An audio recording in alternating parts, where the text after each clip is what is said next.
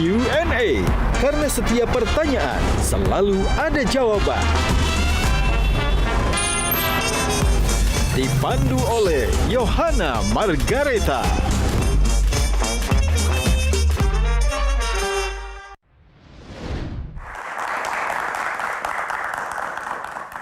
Pemirsa, di dunia digital kita mengenal istilah algoritma, sebuah urutan langkah untuk mencapai tujuan.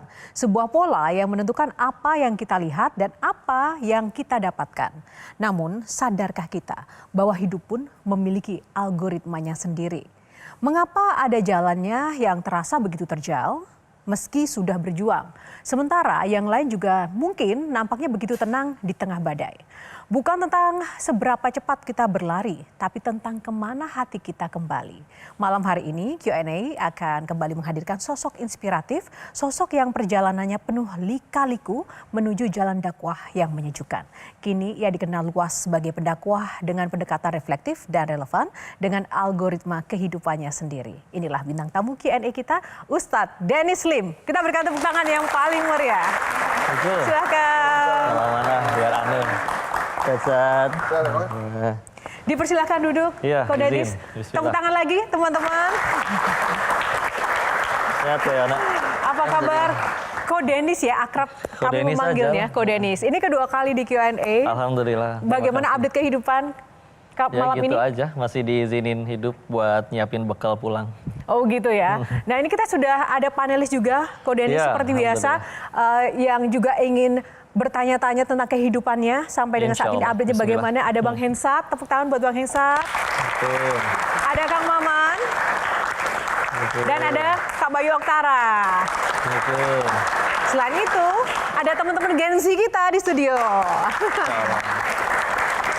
Nah, malam ini Q&A akan membahas tentang algoritma kehidupan Ko Dennis. Oke, Kehidupan Ko Dennis secara spesifik dan juga kehidupan kita semua yang ada di sini. Tapi sebelum kita akan membahas bersama para panelis, saya penasaran banget Ko Dennis. Saya sempat kepoin Instagramnya Ko Dennis. Mungkin kita akan tampilkan dulu teman-teman. Di sini Ko Dennis mencantumkan kalimat di profilnya pendosa yang terlalu banyak ditolong Allah.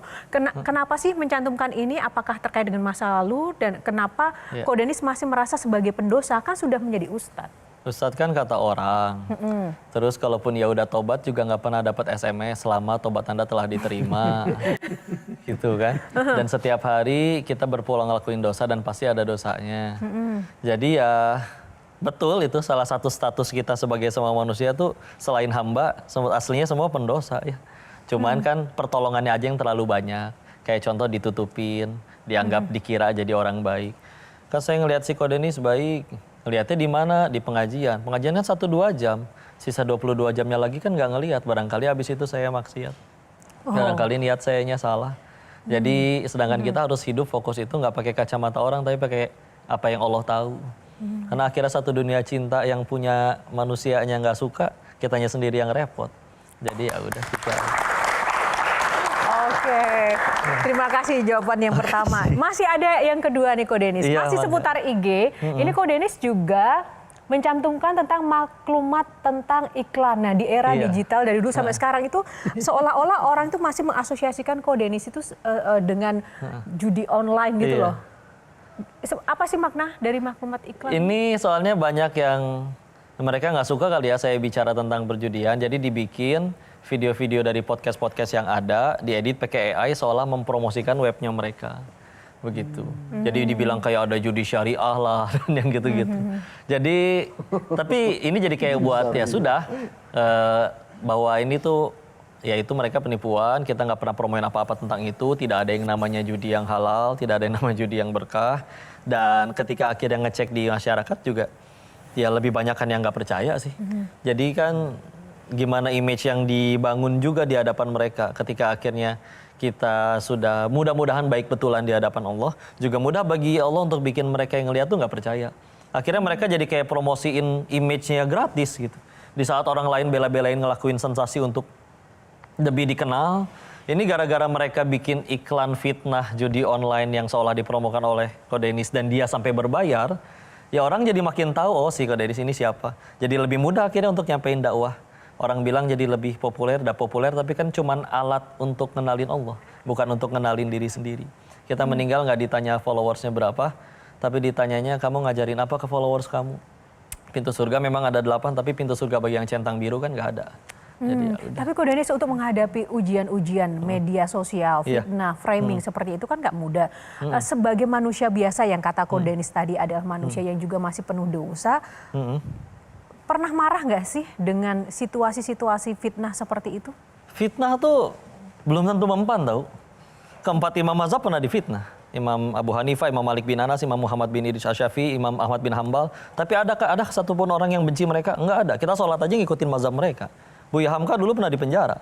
Tuduhannya pengen golingin Indonesia. Ada yang percaya. Soekarno-nya aja ketika wafat minta disolatinnya sama Buya Hamka. Jadi ketika kitanya udah benar-benar lempeng, orang nerima ada fitnah juga nggak langsung percaya gitu. Kecuali kitanya juga dikenal sebagai orang yang emang biasa ngaco, tahu-tahu ada berita bahwa si orang ngaco ini nipu, oh udah kemakan. Jadi anggaplah ternyata kita akhirnya ada orang yang kemakan. Terus emang kenapa mulut orang kan nggak laku, kan surga kita nggak di mulut orang, surga kita di Allah.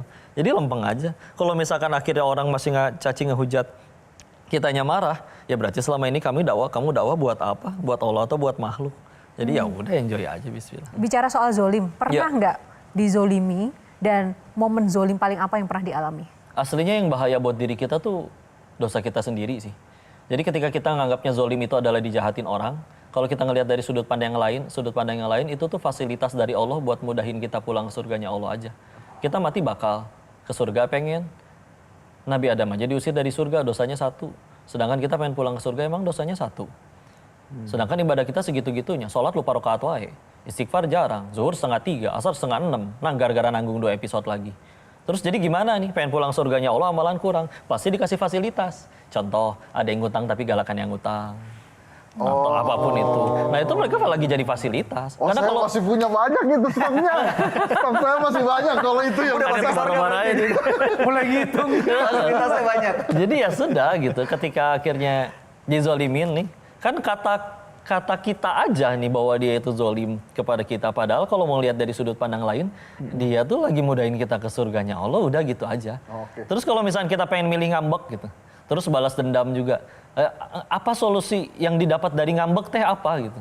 Dia berubah, bisa tambah dendam juga. Lagian orang jahat nih ke kita, Allah lihat nggak dia jahat? Lihat, ya kan? Terus cepat atau lambat pengadilan Allah bakal datang nggak buat dia? Bakal. Kalau mau ditanya lagi, lebih ajib mana? Balasan dari diri sendiri atau balasan dari Allah? Dari Allah. Terus kalau ujung-ujungnya Allah juga bakal turun tangan, ngapain? Atau kita ngotorin tangan kita sendiri? Nah, Kang Maman, perbandingannya hisapnya berapa lama antara saya yang bukan di pemerintahan dengan di pemerintahan? Kullukum ra'in, setiap diri kalian adalah pemimpin. Dan Nabi juga melanjutkan di riwayat yang lain bahwa akan ada hari di mana dinar dan dirham itu nanti nggak laku lagi. Yang berlaku nanti apa? Amal soleh. Maka nanti orang yang pernah dizolimi oleh kita, terus nanti dia akan hadir di hadapan semua makhluk, di hadapan Allah, menuntut. Nah, kalau di dunia masih bisa, mohon maaf ya, beres pakai duit, ya nggak? Bahkan dulu dalam Islam masih ada istilah diat. Diat itu kalau misalkan ada orang nggak sengaja atau sengaja bunuh orang, boleh pilih nih keluarganya, ini mau dikisos atau bayar diat. Jumlahnya besar sekali dan bisa selesai pakai duit memang. Tapi di hari itu nggak bisa. Maka nanti gimana caranya? Pahalanya si pelaku kejahatan ditransfer ke si korban. Terus si korbannya kalau misalkan pahalanya nggak cukup nih, maka dosanya diangkut sama yang jadi pelakunya. Maka ada orang yang nanti kata Nabi muflis, bangkrut. Pas akhirnya nggak punya apa-apa lagi gara-gara udah dituntut orang itu, dia ngelongok ke belakang.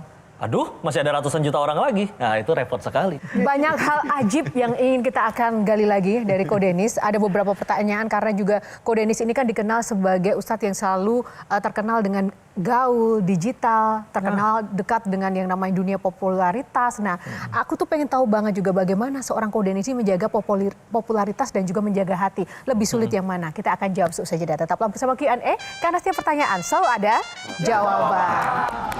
Keluarga kan pasti kena dampak ya dari popularitas Ada yang sampai pernah DM ke Teh Yunda, ke istri. Teh Yunda sudah siap belum untuk ya itu, dia menawarkan diri untuk jadi istri yang kedua, bahkan nyampe kayak langsung ke istri.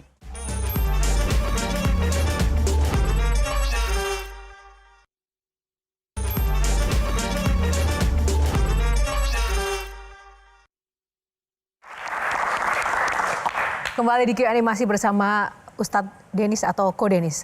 Tadi saya sempat menanyakan pada Ko Denis di segmen yang pertama. Ko Denis ini kan sosok Ustadz yang terkenal, followersnya banyak, otomatis akan lekat dengan yang namanya hasrat popularitas. Mungkin bukan hasrat ya, tapi dengan dunia popularitas. Bagaimana sih Ko Denis ini menjaga popularitas dan juga menjaga hati, dan lebih sulit yang mana Ko Denis? Ingat itu aja tadi, bahwa populer itu cuman alat untuk kenalin Allah, bukan untuk kenalin diri sendiri. Dan kita meninggal nggak akan ditanya berapa orang yang cinta atau kagum sama kamu. Kita bicara di hadapan Mabes TNI, di hadapan semua tentara, diwajibkan oleh Pak Jenderal untuk ikut. Sama bicara di markas Hansip, yang ikut cuma satu Hansip, itu juga ketiduran. Selagi niatnya benar, tetap jadi amal soleh. Mau yang nonton datang banyak, tapi niatnya salah, nggak jadi apa-apa di hadapan Allah. Karena niatnya tadi salah. Jadi ya banyak ingat-ingat tentang diri sendiri aja di hadapan Allah, karena Allah tahu kita kalau sendirian ngapain aja. Jadi jangan ketipu sama topeng. Orang kan ngelihat kitanya sebentar doang. Dan makin populer itu harusnya kalau ditanya ya makin takut gitu. Karena makin banyak yang memandang, makin banyak yang ngikutin. Kalau ternyata yang disampaikan salah dan akhirnya diikutin orang, maka jadi transferan dosa jariah. Jadi ya sudah, gunain ini aja untuk jadi alat untuk kenalin Allah aja. Nah, ukuran kesuksesan seorang pendakwah bagi Ko Denis secara pribadi, apa indikatornya? Ya satu, Allah ridho, dua nyampe surganya Allah. Ya baru ketahuannya kan nanti setelah mati. Makanya kan kita pernah ada nasihat kan dari ulama terdahulu. Memang ada kebaikan kalau kita belajar ke orang yang udah mati. Karena dia udah selesai dari fitnah. Udah selesai tutup buku, orang udah tahu hidupnya seperti apa dan akhirnya adalah kebaikan gitu. Kalau kita belajar sama orang yang masih hidup, memang boleh. Tapi ya orang ini masih bisa tergelincir nanti di akhir hidupnya. Jadi ya sudah. Alhamdulillah kita dikasih teladan, dan teladan yang terbaiknya pun sudah wafat, tapi kita masih bisa ikutin petunjuknya kan masih ada. Nah, kalau jadi sebuah buku, kehidupan Ko Denis ini akan diberi judul apa? Kira-kira? Jadi buku, udah ada sih bukunya. Judulnya Perjalanan Mencari Allah. Judulnya Betapa Besar Kebaikan Tuhannya kepada hambanya. Maka tinggal kitanya gitu, kita aja sendiri nggak suka sama orang yang nggak tahu diri gitu. Masa kitanya jadi hamba yang nggak tahu diri di hadapan Allah. Jadi ya lempeng aja udah, bismillah. Silakan kamu. Saya ingin mengaitkan 3 hal nih Ko Denis. 3. Popularitas alat untuk mengenal Allah. Status Mengenalkan Allah. Mengenalkan Allah kan. Status saya pendosa dan saya ahli IT. Bidangmu gitu kan. Misalnya nih saya pendosa. Lalu saya ingin membalas dosa-dosa saya dengan menjadi pengkhotbah yang baik. Tapi kemudian saya takut karena IT sekarang sangat dahsyat. Dengan mudah dosa-dosa saya diungkap kembali dengan orang. Lalu dia bilang, ngapain lo ngomong soal perselingkuhan? Lu sendiri nih masa lalu lu penuh dengan perselingkuhan. Kita kan kadang takut nih. Kalau saya ngomong begitu, malah dibuka masa lalu saya. Sementara saya berlindung dari Allah supaya aib-aib saya ditutup. Apa yang harus saya lakukan?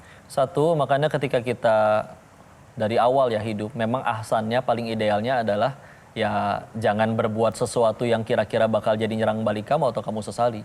Tapi itu kan sudah lewat. Anggaplah sekarang ternyata kita udah tobatnya tobatan nasuha, tapi pengen menyampaikan kebaikan. Alhamdulillahnya standar nyampein kebaikan kan nggak harus maksum dulu. Kalau standar tidak harus maksum dulu. Iya, kalau standar untuk nyampein kebaikan itu harus nggak punya dosa, maka yang boleh dakwah cuma Nabi dong. Ya kan? Tapi alhamdulillah ternyata kita diizinkan untuk ya sudah nyampein kebaikan. Yang penting satu, yang kamu sampaikan itu benar-benar benar gitu. Entah datangnya entah dari Quran, entah dari Sunnah. Masalah-masa lalu kita dulu seperti apa, tugas kita tuh satu, tobatnya benar nggak di hadapan Allah. Karena kalau misalkan kita ternyata sudah tobatnya nasuha beneran di hadapan Allah dan Allah terima, mudah bagi Allah untuk ngebuat ketika akhirnya ada yang nge-blow up, Allah tetap nggak, orang-orang tetap nggak benci itu, dibulak-balikin. Harus dengan sholat tasbih, sholat taubat? Apapun yang penting taubatannya taubatan nasuha, ya. Karena taubatan nasuha itu yang paling penting amat sangat menyesal, meneteskan air mata taubat. Karena kita tahu air mata taubat seorang pendosa jauh lebih mulia daripada sombongnya ahli ibadah, seperti itu. Oke, apa nih pendosa atau yang mana? Enggak, maksudnya tuh pertanyaannya. Iya, air jadi nggak apa-apa gitu. Mau dibuka juga nggak apa-apa. Ada yang bilang begini. Hidup itu kan lebih enak karena duitnya banyak. Kok Dennis bisa yang ngomong begini kayak karena gitu duitnya karena belum banyak? pernah ngerasain duit banyak aja. Oh iya, enggak, makanya kan saya belum pernah. Jadi saya ngomong. Tapi kamu ngasih utang ke orang banyak. Oh iya, itulah karena kebaikan kan? Wede. Enggak. Itu katanya jadi dosa. Sombong. Astagfirullahaladzim, nggak boleh gitu. Menuju surga. Nggak boleh gitu. Nggak, maksud saya orang bisa bicara tentang kebaikan, bisa bicara tentang amal. Seperti Koh Denis ini hidupnya juga dianggapnya lebih enak ya, karena sudah selesai. Koh Denis pernah punya banyak uang melimpah-limpah. Tapi gimana yang memang hidupnya itu memang harus suka atau tidak suka masih ngejar dunia nih. Silakan dikejar. Bahkan kan kalau bisa orang muslim atau harus soleh, harus kaya. Dan lebih baik kekayaan itu di tangan orang soleh daripada di tangan orang yang ya belum soleh lah ya. Seperti itu. Ada nggak cara kaya menurut Islam yang dilakukan oleh para nabi atau para pengikutnya? Kalau kita bicara gitu ada. Kita mau kok bikin berapa episode juga hayu. Cuman pertanyaannya kan garis besarnya itu satu. Para sahabat nabi itu jadi kaya, mereka efek samping. Kita pengen jadi kaya, tujuan utama. Itu repotnya. Kita aja duha biar kaya kok. Jadi nanya-nanya. Satu lagi nih saya. Efek samping. Tok. Efek samping, serius. Jadi ada sahabat Nabi itu, kalaupun yang dibilang miskin banget itu ada, dibilang kaya banget juga ada. Tapi bukan karena yang miskin itu nggak sanggup kaya. Tapi yang miskin itu karena ngerasa, aku lebih mudah dekat sama Allah kalau aku tidak kaya. Bahkan ada sahabat Nabi yang kalau disebutkan, kamu manusia tinggal 2 aja, kamu nggak boleh mimpin. Namanya Abu Dzar Al-Ghifari, padahal solehnya luar biasa. Iya. Dan ada sahabat Nabi yang dia pergi kemanapun harus mimpin. Nggak boleh enggak. Bahkan dianya sendiri yang berkata, namanya Amr bin As. Aku lebih mudah dekat sama Allah kalau aku punya kuasa dan punya harta. Dibuktikan ketika mimpin dan punya harta. Jadi semuanya sama, untuk tujuan yang sama. Bikin tambah dekat sama Allah nggak nih? Standar kebaikan kan cuma satu. Kenapa Bang Hensat? Kok malah karena bingung? ya itu tadi kan. Ada yang memang milih miskin, ada yang milih kaya. Tapi ada juga yang dipaksa miskin katanya. Saya dipaksa miskin nih. Nggak bisa kaya. Karena udah garis saya dari langit, lu mesti miskin, ya udah jalani kehidupan lu sebagai orang miskin gitu. Itu mana tuh? Masalahnya kita tahu dari mana kalau takdir kita orang miskin. Itulah pertanyaannya sebetulnya. Tahu Makanya dari terus mana ikhtiar aja dong. Nah tugas manusia kan jadinya cuma 3. Lurusin niat, ikhtiar maksimal, hasilnya tawakal Allah. Ketika udah dibungkus dengan tawakal, hasilnya seperti apapun juga akhirnya terima-terima aja. Dan bisa tetap berbahagia. Apa bedanya dengan pasrah? Kalau pasrah nggak ikhtiar. Kalau misalkan tawakal, ikhtiarnya tetap maksimal, tetap gila-gilaan, tetap banting tulang lebih banyak dari orang. Tapi dia tidak lebih kaya dari orang lain. Ya sudah, makanya kan ganjaran dari Allah kan justru bukan nominal harta. Tapi jadi pahala atau amal soleh di sisi Allah. Ya? Oke, Kak Bayu. Kok ini mau nanya soal popularitas nih, balik lagi. Karena ada yang bilang katanya popularitas itu sebaiknya dihindari supaya bisa mendapatkan ketenangan hidup. Nah sekarang sebagai laki-laki, muda, populer, kaya, kalau saya jadi Koh Denis, wah itu pasti banyak cewek-cewek yang mengusik ketenangan keluarga tuh. Itu pertanyaan pertama tuh. Banyak yang nyetor anaknya nggak untuk jadi? Nah itu keluarga kan pasti kena dampaknya dari popularitas Koh Denis. Ada yang sampai pernah DM ke Teh Yunda, ke istri. Teh Yunda sudah siap belum untuk ya itu, dia menawarkan diri untuk jadi istri yang kedua, bahkan nyampe kayak langsung ke istri, ya. Cuman ya, gimana kitanya gini, misalkan istri itu kan gimana kitanya, ketika kita benar-benar lempeng, mau yang lain mental kayak gimana juga, kitanya nggak ladenin ya dia tenang. Mau yang lain diem aja tapi suaminya emang mental ya tetap cilaka juga. Dan lagian dengan akhirnya inget segala macam kurangnya diri ini untuk bekal pulang ke hadapan Allah, kayaknya nggak sempet deh mikirin buat nambah-nambah kayak gitu, riweuh. Masih muda loh ini. Menjaga ketenangan hatinya gimana tuh? Iya masih muda tapi bisa jadi mati nanti malam, terus kenapa? Kalau dilihat dari pertanyaan-pertanyaan dan juga jawaban Koh Denis, seolah-olah kehidupan Koh Denis ini kan sangat ramai karena harus bertemu dengan banyak orang, banyak juga orang yang menginginkan kehidupan Koh Denis, bahkan menjadi bagian dari kehidupan Koh Denis juga. Tapi pertanyaan saya, pernah nggak sih Koh Denis mengalami masa yang sunyi dalam hidup Koh Denis, merasa sendiri? Iya, itu waktu Dan di kapan? Thailand, waktu akhirnya tercapai target pengen punya berapa miliar dan segala macam.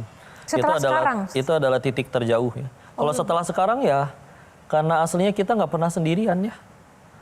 Di kiri kanan ada malaikat pencatat amal. Belum lagi dari golongan bangsa jin ada korin. Belum lagi diliatin terus sama Allah. Ya, jadi aslinya yang pada selingkuh itu rame itu di kamar nggak berdua itu. Terus aja nontonin jin sama malaikat. Ih, gombalnya geleh gitu ya. Jadi ya nggak pernah sendirian gitu. Jadi dan masalah ramai atau enggak di hati kan, kalaupun akhirnya Allah tanamkan cinta kepada orang yang disayang, ya sudah, selagi jadi suami kan jadi laki-laki tuh gitu ya. Mau satu dunia benci, dia bisa tenang ketika ingat setidaknya ada satu wanita yang akan tetap mentaatiku apa adanya. Istri di rumah, selesai. Koh Denis, Langsung dia. pernah nggak Pernah nggak ada Ada. umat ya Oh, belum. yang datang ke Ko Denis minta amalan didoain supaya jadi pejabat, naik jabatan atau mau jadi kaya? Pinter, bro. Nah ini kan orang pinter, Iya, bro. maksudnya bukan orang pinter yang begini. Tapi ada. Ya kali serius. atau ada. Anda jangan suzon dulu. Apalagi waktu zaman kampanye. Yang disemprotin pakai air juga ada kan? Ah, serius? Nah ini orang datang nih, Ko Denis tolong saya dikasih amalan dong supaya saya naik jabatan, supaya saya jadi kaya gitu. Saya doakan semoga kamu jadi hamba Allah yang baik aja. Ya, kalau kata Allah kamu baik dan kamu memantaskan diri di hadapan Allah, kamu akan dipilih kok tanpa kamu self-claiming atau ngajuin diri juga. Bahkan kalau mau jujur, di zaman Nabi itu, ketika ada yang mengajukan diri untuk menjadi pemimpin, justru itu fix dia yang nggak boleh jadi kandidat. Nah, karena Ko Denis ini kayaknya bisa fleksibel ya di segala situasi dan dengan segala kondisi, apalagi di dunia digital, entertainment, dan juga mungkin di dunia dakwah sendiri. Banyak sekali yang Ko Denis ini bisa masukin. Nah, aku juga mau nanya, stigma apa sebenarnya yang benar-benar paling melekat dan menempel ke Ko Denis, tapi Ko Denis merasa nggak nyaman atau terganggu begitu? Pernah nggak ada stigma tertentu tentang Ko Denis? Ustadz K-pop katanya. Ustadz Song K-pop. Joong Ki dan yang lain-lain. Karena dikira mirip Iya. Korea gitu. Ya udah, cuman ya saya sih kurang suka ya dipanggil kayak gitu-gitu. Karena saya kayaknya lebih mirip sama orang tua saya daripada artisnya. Cuman ya itu kan balik lagi mulut orang ya. Dan kita baru latihan ikhlas itu harus nyampe di titik pujian, cacian, sama suara ember jatuh itu sama aja. Kalau kita masih senang dengan pujian, dicaci patah semangat, tidak dipuji patah semangat, jadi ya banyak-banyak ngaca ke diri sendiri aja. Kamu berarti selama ini niatnya untuk apa? Kalaupun ada sebutan-sebutan kayak gitu ya, ada yang nyaman, ada yang nggak nyaman. Tapi ya udah kan mulut orang aja gitu. Dan nggak laku penilaian orang nanti di hadapan Allah. Lakunya adalah kelakuan kita sendiri di hadapan Allah kayak gimana. Dipanggil Koko tuh nggak terasa rasis ya? Enggak. Nah itu kadang-kadang orang dengan mudah mengatakan, kamu ngomongnya rasis sih. Makassar lu, Sunda lu, Cina lu. Enggak, dianya aja pundungan. Tuh.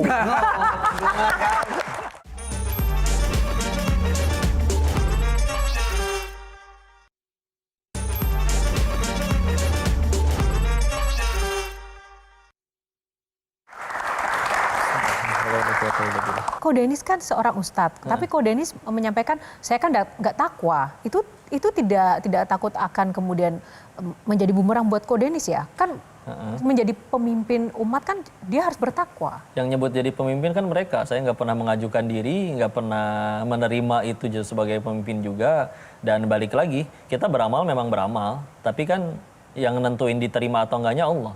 Kita nggak bisa self-claiming, oh saya hamalan tadi udah diterima banget nih sama Allah. Nggak bisa, kepedean. Lagian pada dasarnya kan merasa soleh itu salah, merasa salah itu mudah-mudahan jadi soleh betulan. Ada orang dalam usaha gitu ya, tanggapan Ko Denis gimana nih? Orang dalam usaha yang menghalalkan cara-cara yang mungkin berkolusi dan lain-lain, merugikan banyak orang. Tapi dia merasa salah, lalu kemudian dia berbuat baik, sedekah, bahkan beribadah lebih dekat lagi sampai ke tanah suci gitu. Tapi habis itu dia ulang lagi. Nah, tanggapan Ko Denis melihat yang seperti itu, apakah memang seharusnya begitu? Orang bikin salah boleh, asal ya dibayar dengan cara beribadah, pendekat. Habis itu lo bikin salah lagi, ya apa-apa. Ya rugi dianya. Karena ibadah ada dua, ada yang sah, ada yang diterima. Sekedar sah gampang, rukun dan syarat dipenuhi. Tapi kalau pengen diterima dan kita perlunya yang diterima, bukan sekedar sah. Yaitu adalah syaratnya dua. Niatnya benar, caranya benar.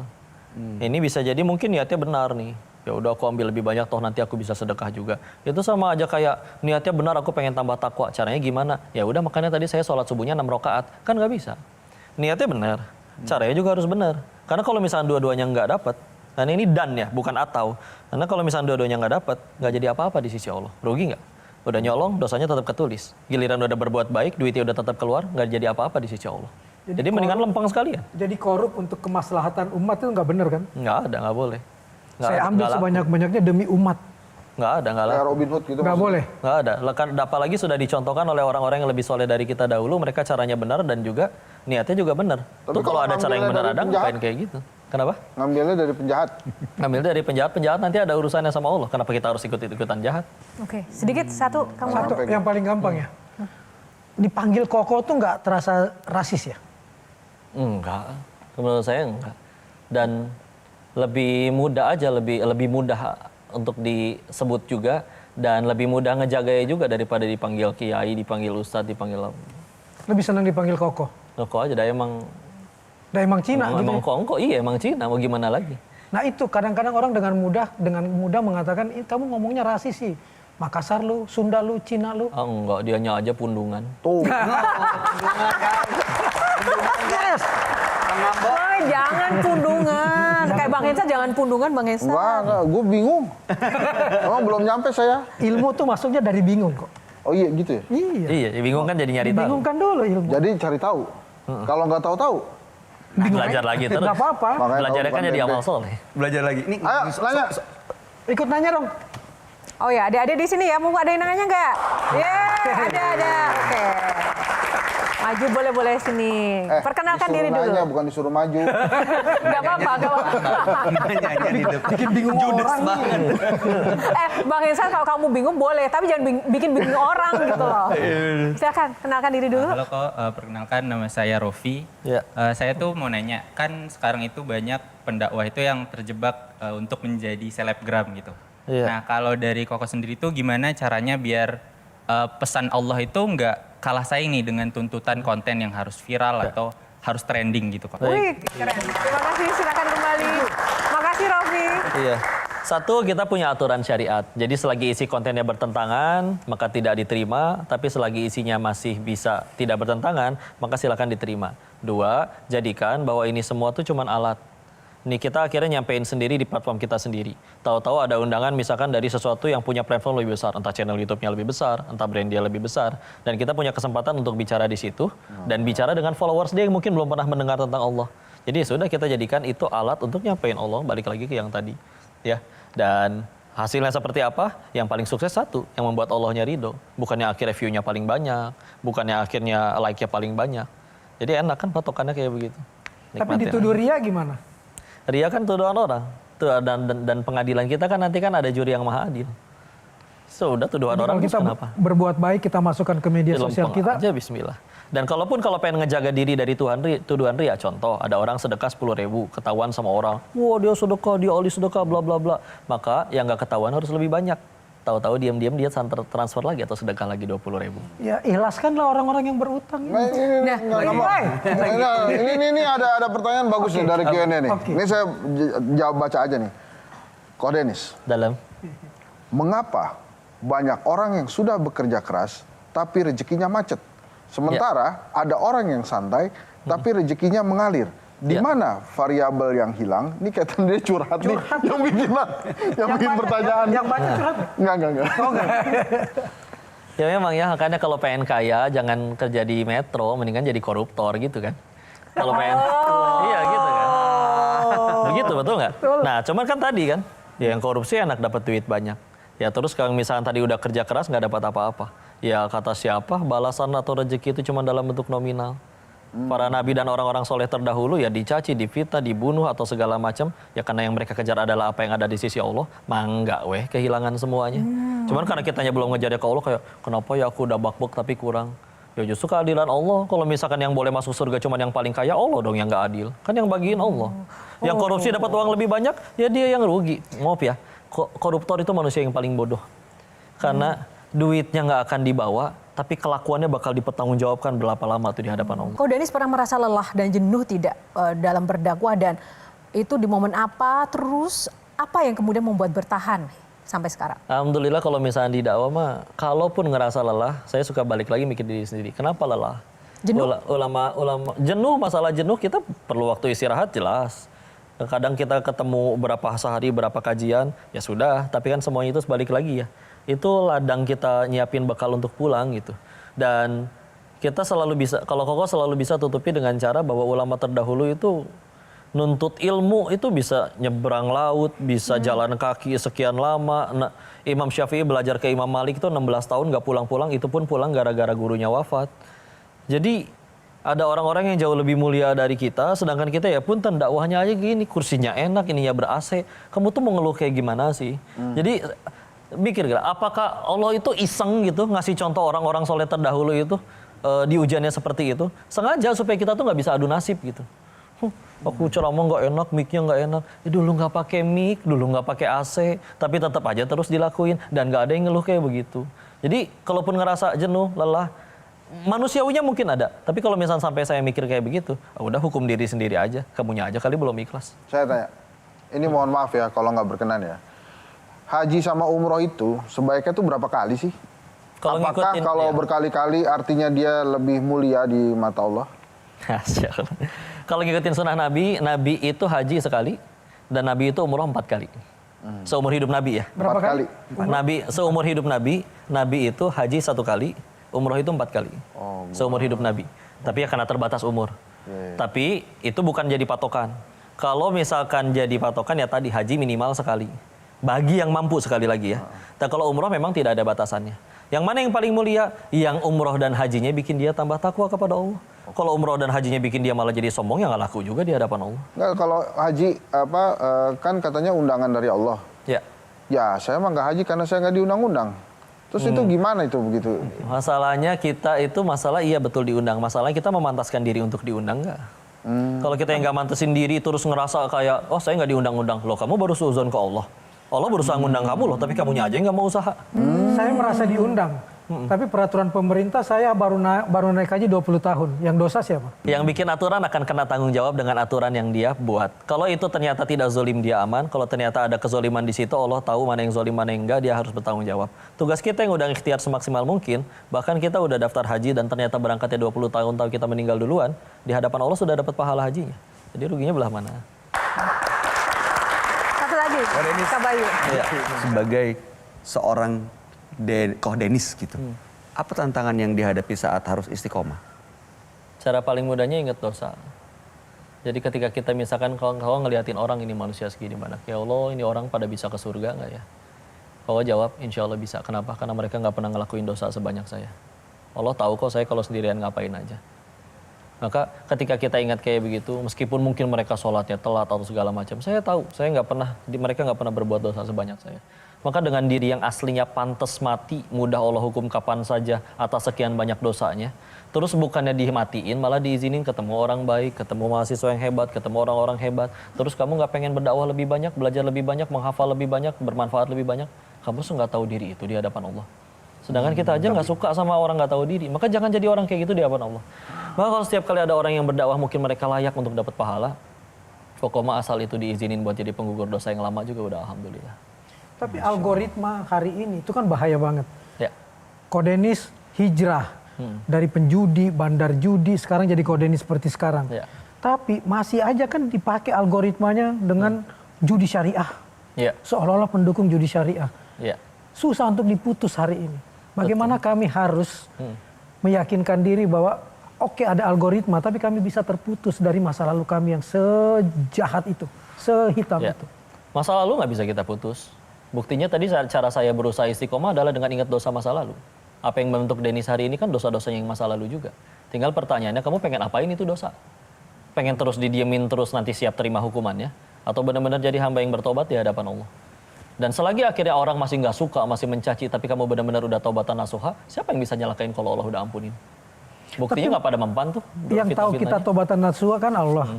Lalu kita berhenti jadi peselingkuh. Tapi begitu kita berbuat baik, orang tetap hajar kita. Alah lu peselingkuh lu, dimunculin pula di media sosial. Iya. Malu pula keluarganya. Iya. Penggugur dosa dong. Penggugur dosa. Iya, gara-gara dibuka, gara-gara dihujat satu dunia, lumayan gugur dosanya. Oke. Keluarga juga ikut digugurkan dosanya. Keluarga pun digugurkan. Mungkin kata Allahnya gini, cie katanya mau tobat, masa duit haramnya nggak dibuang. Ya Allah kan ngumpulinnya lama, saya nggak sanggup ya Allah, jadi saya banyak ditolong. Siapa yang nolong? Tukang tipu datang semua.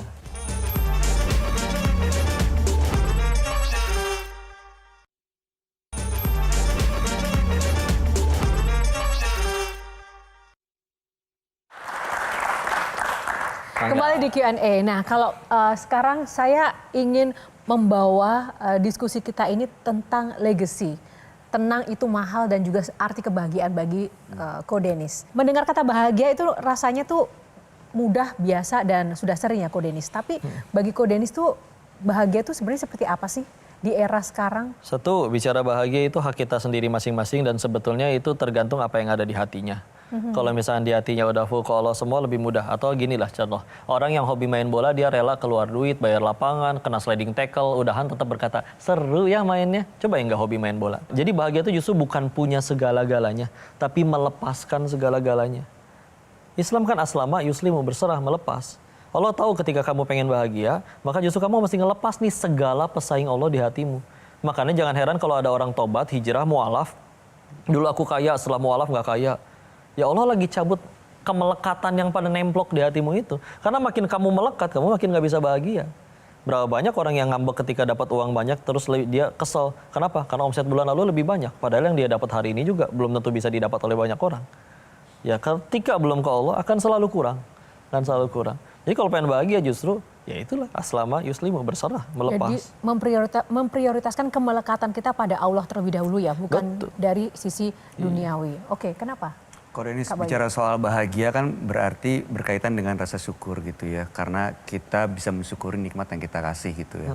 Tapi kan secara manusia kadang-kadang jabatan dari RT, berikutnya dia mau jadi RW. Rumah 1 dia pengen punya rumah 2. Iya. Kalau misalnya saya seperti itu, apakah artinya saya tidak bersyukur? Tergantung. Kalau misalnya kamu ngelakuin itu untuk supaya menebar manfaatmu, boleh. Aku udah memimpin, bismillah udah berusaha jadi pemimpin yang lebih baik. Kalau kamu pengen memimpin untuk tujuannya benar-benar untuk jadi manfaat bagi banyak orang, silakan. Tapi hati-hati juga jangan kepedean. Ya, ketika akhirnya kita misalnya ngerasa aku udah kaya nih segini, ya Allah aku pengen lebih kaya lagi supaya bisa berangkatin orang tua aku haji. Silakan, sekaya-kayanya kalau perlu. Jadi balik lagi, itu bikin kamu tambah dekat sama Allah atau enggak? Standar kebaikan tuh cuma itu kok. Ketika akhirnya itu, makanya kan tadi para sahabat ada yang miskin, ada yang kaya kok. Tapi persamaan dari mereka semua, mau miskin mau kaya, semuanya tambah dekat sama Allah. Hartanya dijadiin jalan tambah dekat kepada Allah, nahan laparnya dijadiin jalan tambah dekat kepada Allah. Yang nggak boleh itu hartanya yang dijadiin tujuan, yang penting tambah banyak, yang penting tambah berkuasa, tapi nggak bikin tambah dekat sama Allah. Dia yang rugi. Nah, begini, bicara soal dekat dengan Allah, otomatis kan harus ada sebuah kendaraan, yaitu mungkin keyakinan ya, apapun itu keyakinannya. Nah, ketika melihat Ko Denis dan juga mungkin orang-orang di sekeliling Ko Denis yang mungkin tadi Ko Denis sampaikan kan tidak semua orang, jutaan orang manusia di dunia ini, apalagi mungkin di Indonesia tuh yang memiliki kesempatan untuk bisa dekat spiritual, memiliki agama yang baik, mendapatkan dakwah dari tokoh-tokoh yang juga baik, mendapatkan lingkungan yang baik. Bagaimana mereka yang mungkin tidak memiliki keyakinan, bagaimana dengan mereka yang mungkin tidak memiliki privilege seperti itu, Ko Denis? Makanya orang yang biasanya lebih bijaksana kan yang udah lebih tua. Karena dia udah bonyok sama kehidupan. Dan ketika dia udah bonyok dengan kehidupan, ya dia akhirnya udah tahu di titik di mana. Oh iya ya, ternyata gini kecewa sama harta. Oh iya ya, ternyata gini kecewa sama orang. Oh iya, ternyata gini kecewa sama pasangan. Makanya meskipun akhirnya dia nggak lewat jalur agama pun, bonyok dengan kehidupan itu yang bikin dia lebih bijaksana kan. Dengan dia lebih bijaksana kan lebih mudah bahagia juga. Walaupun mungkin tidak memiliki agama? Walaupun tidak memiliki agama, tergantung. Dia kayak gimana nih. Kalau ternyata ada orang yang benar-benar tinggal di pedalaman, di situ bahkan belum ada internet dan segala macam, dan agama nggak masuk ke situ, dia disebutnya kaum fatroh, yang dia tidak akan dihisab karena dia tidak pernah disampaikan agama. Yang akan dihisab itu yang tadi agama nyampe nggak ke dia. Oke, nih tiga-tiganya. Soal agama nih soalnya tadi. Kan kalau bisa pemilu kita boleh golput. Nah saya pernah ketemu sama orang agnostik. Dia bilang sama aja kayak golput. Saya tahu ada partai-partainya, saya tahu ada agama-agama tapi saya tidak memilih. Tanggapan Ko Denis terhadap agnostik? Ya udah silakan dipilih aja. Kalau pengen jujur ya, agnostik mohon maaf ya kalau agak kasar. Itu adalah dia gini deh. Kalau saya bilang gelas ini tiba-tiba ngebentuk sendiri, tiba-tiba ada, meja ini juga tahu-tahu dia memotong kakinya sendiri, lalu membentuk dengan 3 bagian ini tiba-tiba ada. Kalian percaya nggak? Nggak masuk akal kan? Nggak masuk akal. Apalagi alam yang segini besar dengan segala macam gunung dan lain-lainnya lebih nggak masuk akal lagi. Oh nggak masuknya agnostik itu. Tapi ketika akhirnya dia agnostik, dia cuman bentuk nggak mau dibilang bodoh, tapi malas ibadah. Makanya udah aku agnostik aja. Semua agama sama aja.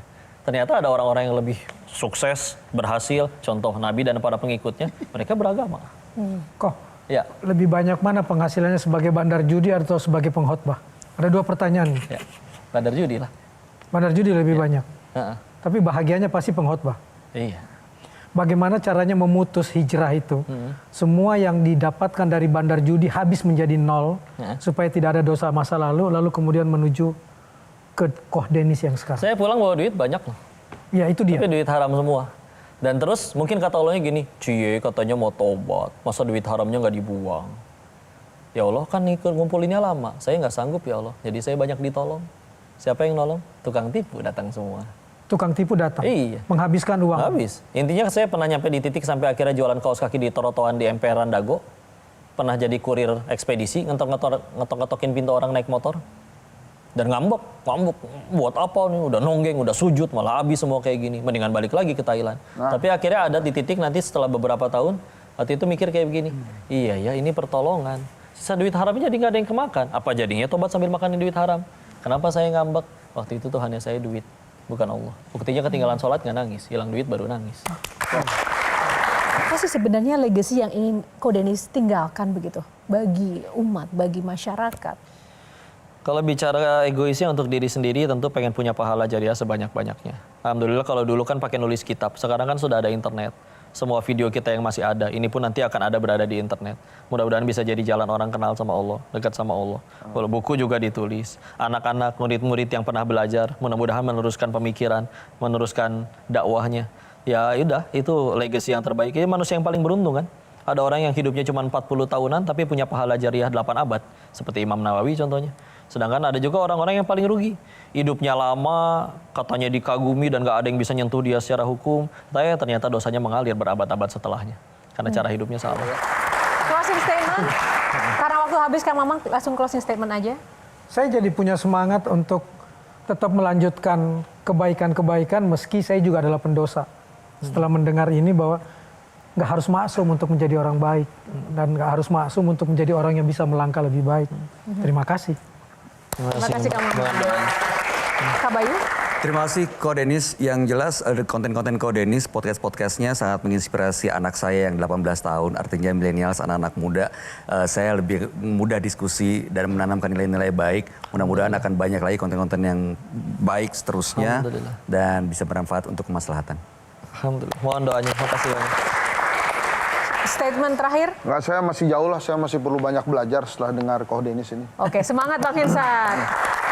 Baik, terima kasih Ko Denis, terima kasih juga adik-adik. Tapi satu lagi Ko Denis kan ini selain di Q&A, Ko Denis kan juga memiliki acara juga di bulan suci Ramadan ini, namanya adalah program Asmaul Husna. Boleh Ko Denis mungkin disampaikan terakhir ini buat pemirsa programnya seperti apa dan boleh dong ajakin pemirsa untuk menyaksikan Ko Denis di situ. Iya, terima kasih kepada Metro TV mengizinkan untuk menggunakan wadah dakwahnya, wadahnya untuk bagi kami berdakwah ya.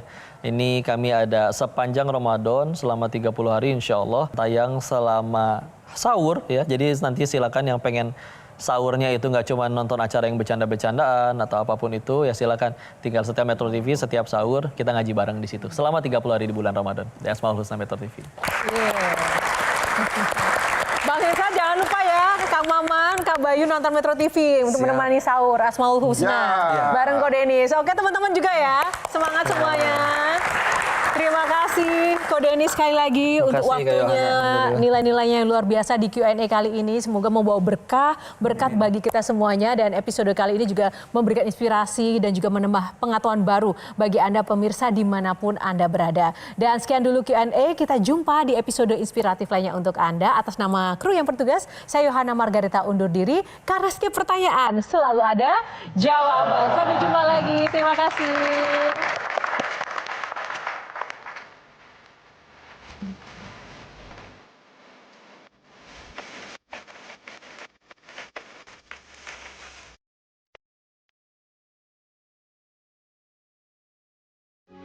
Metro TV. Jelajahi cara baru mendapatkan informasi. Download Metro TV Extend sekarang.